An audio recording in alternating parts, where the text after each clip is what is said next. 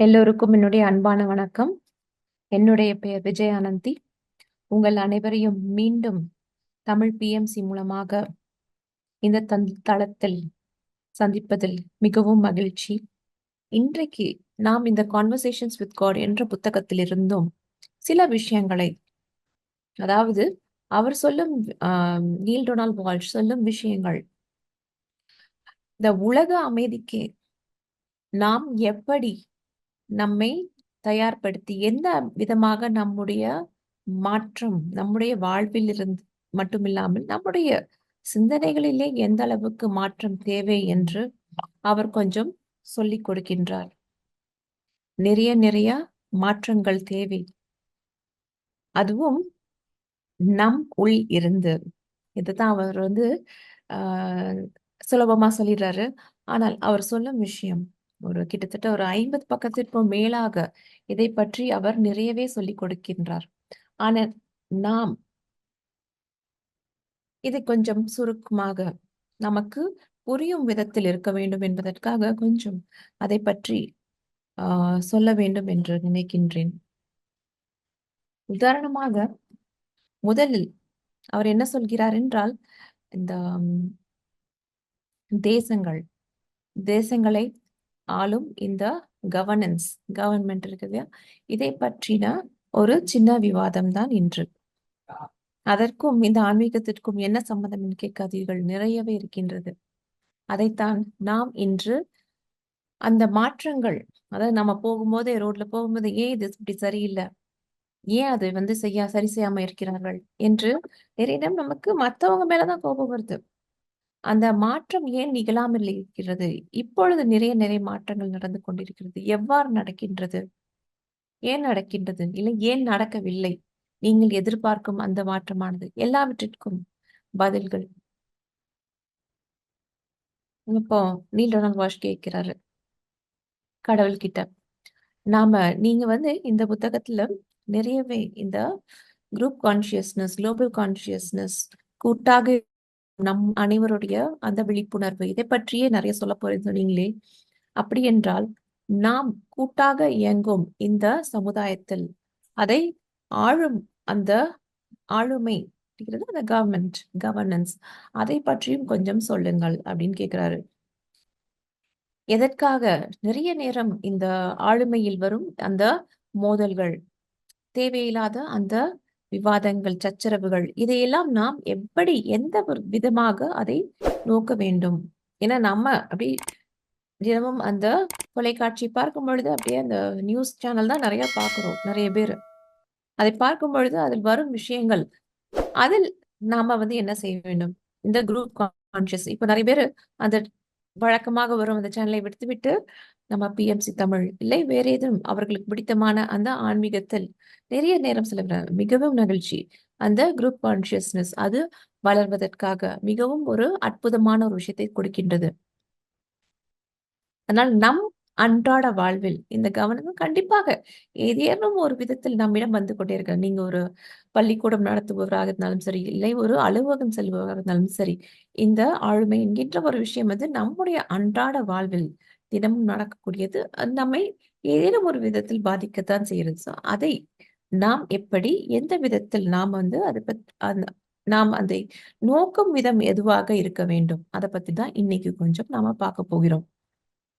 இப்ப கடவுள் சொல்றாரு, முதல்ல இந்த ஆளுமை, இந்த கவர்னன்ஸ் முதல்ல மிகவும் குறுகிய செயல்பாட்டிற்காகத்தான் வந்தது. என்னவென்று பார்த்தோம்னால், முதலில் அது உங்களுக்கு ஒரு மக்கள் ஒரு குழுவாக இருக்கும் பொழுது மக்களுக்கு ஒரு பாதுகாப்பு வேண்டும்.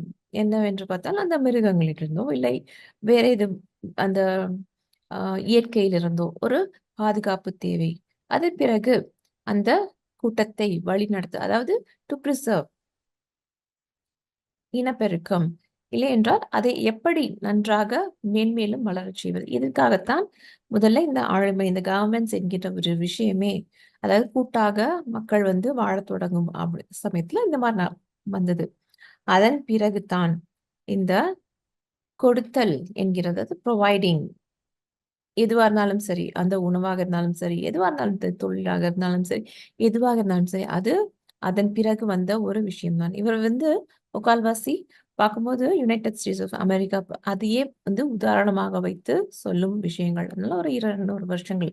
அதை வைத்து தான் அவர் வந்து பெரும்பாலும் அவர் இந்த புத்தகத்தில் கூறிய கருத்துக்கள் எல்லாமே. நம்மளுடைய இந்திய இதுபடி அந்த ஆயிரக்கணக்கான வருடங்கள் பத்தி இருக்காது இந்த புத்தகத்துல. அதனால முக்கால்வாசி அந்த அமெரிக்கன் ஹிஸ்டரி, அந்த அமெரிக்கன் அதை பற்றின விஷயங்கள் தான் இந்த புத்தகத்தில் வந்து நிறையவே இடம்பெற்றிருக்குது. அதிலிருந்து நமக்கு அந்த தேவையான அந்த விஷயங்களை மட்டும் நாம் இப்பொழுது கொஞ்சம் விவாதிப்போம்.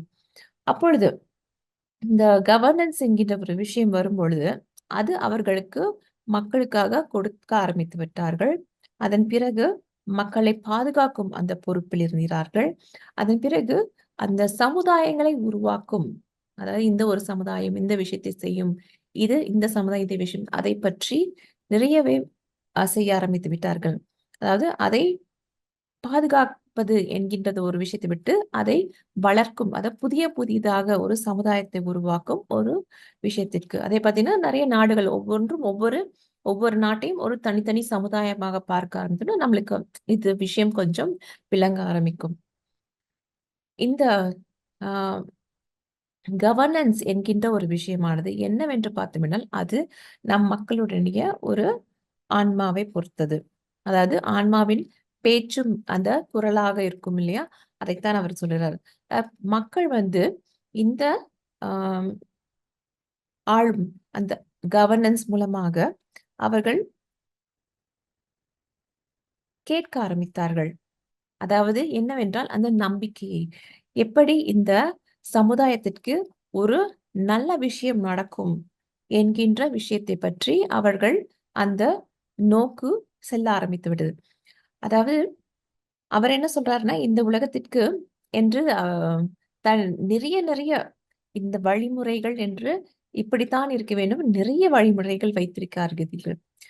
இருப்பதிலேயே கொஞ்சம் கம்மியாக, சுருக்கமாக வையுங்கள்.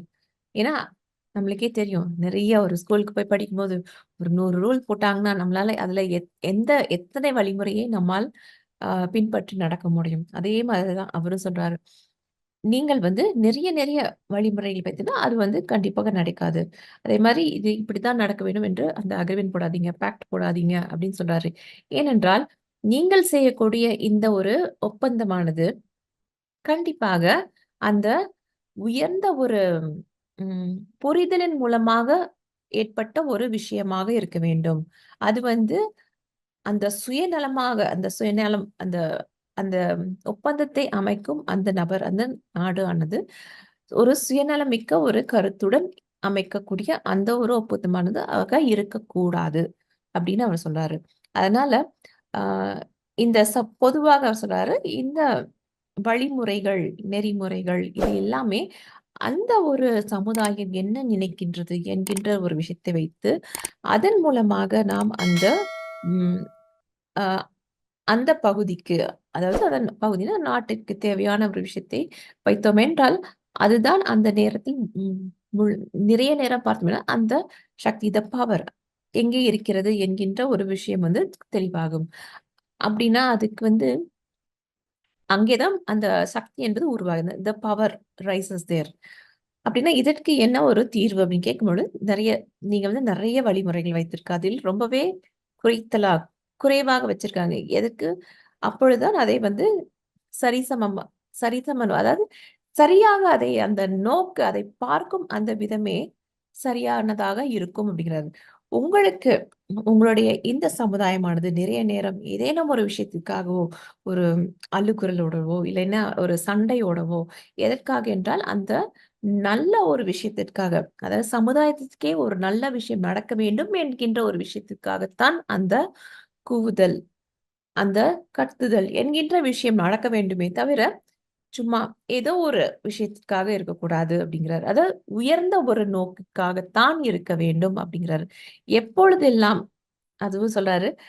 எப்பொழுதெல்லாம் இந்த மாரி ஒரு நல்ல விஷயம் என்னமோ, அதற்கு நீங்கள் அதுக்கென்று தனியாக ஒரு பெயரே வைத்து விடுவீர்கள். அந்த மாரி அந்த மாரி வைக்காதீர்கள். தனி என்று அதுக்கென்று பெயர் வைக்காமல், அது எந்த ஒரு நோக்கிற்காக வருகிறது, எந்த ஒரு கூவுதலாக இருந்தாலும் சரி. இப்ப நம்ம கூவுதல்னு சொல்றோம். இப்ப நம்ம இந்த ட்விட்டரா கூட இருக்கலாம். ட்விட்டர் போஸ்ட்டா இருக்கலாம். இல்லைன்னா அந்த இன்ஸ்டாகிராம் போஸ்ட், எஃபி போஸ்ட் எதுவாக வேணாலும் இருக்கலாம். அந்த ஒரு கூவுதல் எதற்காக வருகின்றது? அதில் இருக்கும் அந்த ஒரு நல்ல விஷயத்தை நீங்கள் பார்ப்பதற்கு முயற்சி செய்யுங்கள் அப்படிங்கிறாரு. இப்ப வந்து ட்விட்டர். பட் அந்த காலத்துல கூட்டாக சேர்ந்து சேரும் அந்த ஒரு கோஷ்டியோ, இல்ல ஏதோ ஒரு விஷயம்ல அதை பற்றி அவர் அப்பொழுது அந்த காலத்தில் சொல்லுகிறார்.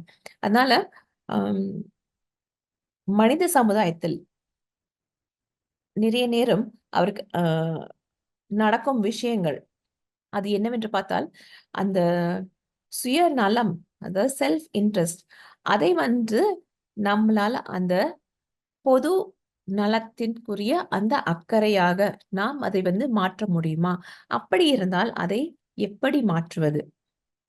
நிறைய நேரம் அந்த ஆ சக்தியில் இருக்கும் அந்த நபர், அவர பத்தின அந்த விளக்கங்கள் தான் இந்த இது. அதாவது அந்த தலைவராக இருக்கக்கூடிய அந்த நபர் எந்த மாதிரி இருக்க வேண்டும்? அப்படிங்கிற மாரி ஒரு கேள்வி கேட்கும்பொழுது, அதாவது அந்த தலைவர் என்றவர் மட்டும் இல்லாமல், யாராக இருந்தாலும் சரி, மற்றவர்களுடைய அந்த ஒரு துன்பத்தையோ, இல்லை அவர் செல்லும் பாதையையோ, தன்னுடையதாக நினைக்கும் அந்த ஒரு தன்மையை பெற்றவராக இருக்க வேண்டும் அப்படிங்கிறாரு.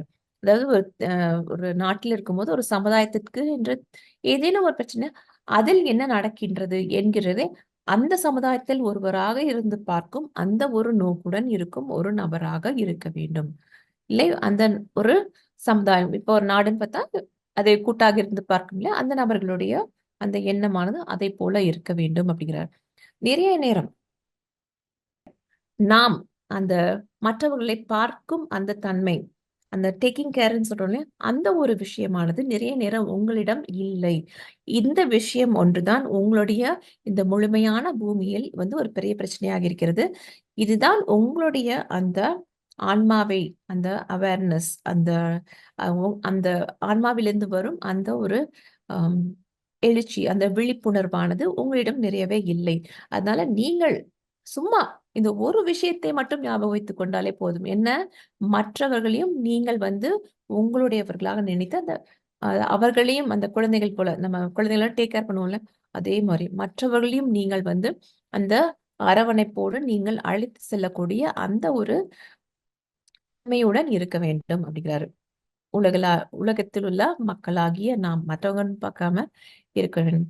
அதனால நீங்கள் உங்கள் அம் வீட்டில் இருக்கக்கூடிய அந்த நபர்களை, ஃபேமிலி மெம்பர்ஸ எப்படி நீங்கள் உங்களுடையவர்களாக பார்க்கின்றீர்களோ, அதே மாரி தான். அதாவது நீங்க வந்து உங்களுடைய குடும்பம் என்று பார்க்கக்கூடிய அந்த நபர்கள், அது வந்து நீங்க வந்து ரொம்ப சின்னதாக வைத்திருக்கிறீர்கள்.